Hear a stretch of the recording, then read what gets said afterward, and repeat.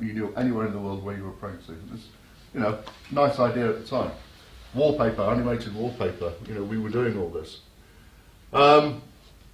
Gentleman Jim, this is a very famous piece. He's ex-Royal College as well, actually.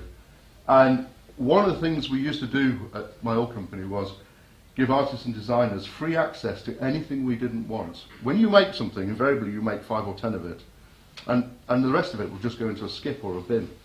But if you allow anybody to come in and take what they want from that skip or a bin, they will make things like that. And then invariably they'll go off and show them at some biennale or some show or something, and then all the kudos comes back onto the company that made it, because no one's interested in techie companies, but they're very interested in artists, and it's the artists who get the stuff out there. It's the artists that grab all the headlines and get onto the front page of wallpaper with things like this. And just a little illustration of this, I was invited to the Mercedes Advanced Design team on Lake Como, and this is a few years ago. And I went down there and went into a room of about 20 designers all sat there. And what was interesting is they had all their tendance boards all the way around the room, and it was full of Design Week and wallpaper and, you know, and all the trendy magazines, full of all the artists that I'd been sponsoring. And at that moment I realised the people in the design team, the advanced design team for Mercedes, weren't the engineers. They were all the designers.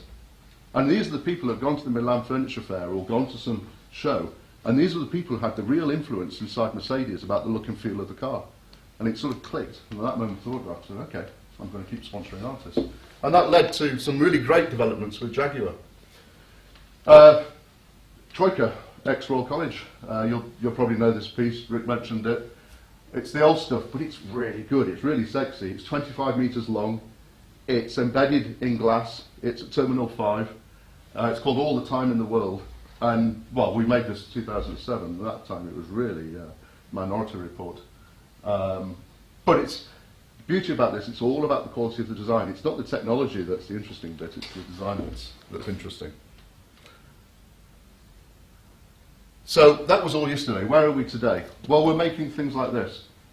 Truly awful design. It needs some input. You know, we've got to get you guys involved. We can make OLEDs for lighting. We can print it onto glass. We can make them white. We can tune it, as Rick said. But it's got to go further. I mean, this is what's being shown now at the big shows, and it gets worse. Look at this. How bad is that?